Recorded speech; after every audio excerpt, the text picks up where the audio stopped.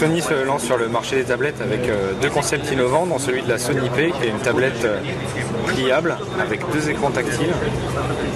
Voilà. C'est une tablette sous Android Honeycomb, on peut déjà voir sur certaines tablettes du marché. Et au niveau de la réactivité, par exemple, par rapport à d'autres, ça vaut quoi?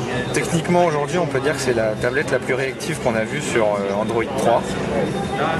Sony a fait quelques ajouts dans les menus en habillant la tablette aux couleurs à l'identité visuelle de ce qu'on peut trouver déjà sur leurs produits comme la télé ou parfois sur la PlayStation sur certains usages. Et là, typiquement, le fait d'avoir l'écran découpé en deux et cet angle, c'est pas gênant, on s'y fait vite parce que c'est inhabituel quand même.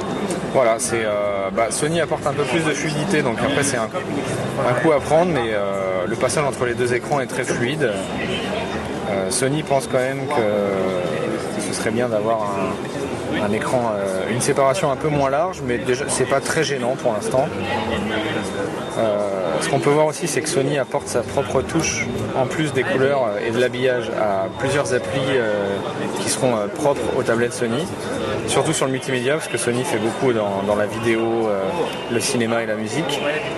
Donc il lance son propre lecteur vidéo avec plusieurs modes d'affichage, un peu comme si les vidéos étaient jetées par terre sur la tablette. Les vidéos, on peut les jeter aussi vers un téléviseur?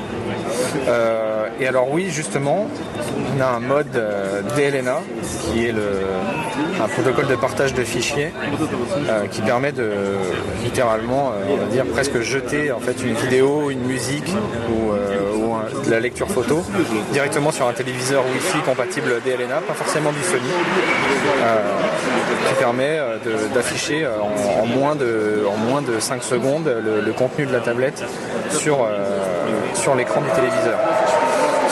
Sur le lecteur vidéo, la vidéo apparaît sur l'écran du dessus. C'est l'avantage de cette tablette pliable, c'est que le deuxième écran sert en fait à maîtriser l'application qui est lancée. Et c'est pareil pour les jeux alors?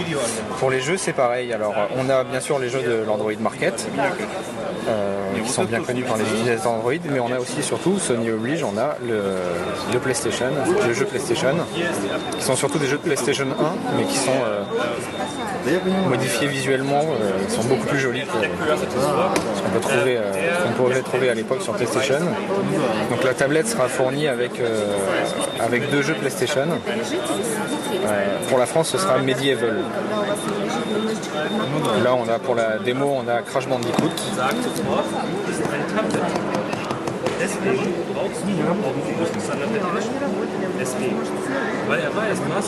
Et l'usage de commandes virtuelles comme ça, on s'y fait vite?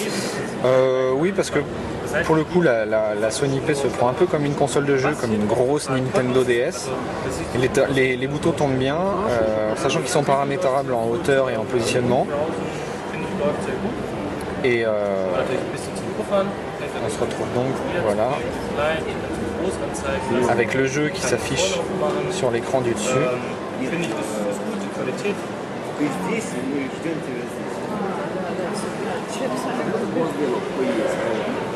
Voilà, comme on peut le voir, c'est très fluide.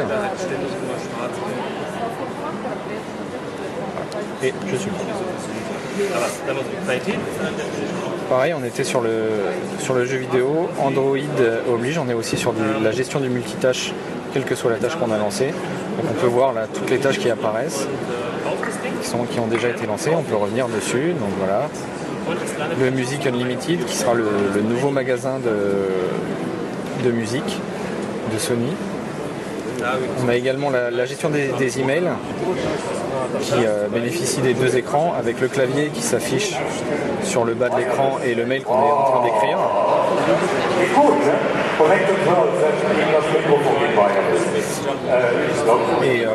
Et donc ça sort quand? C'est lancé?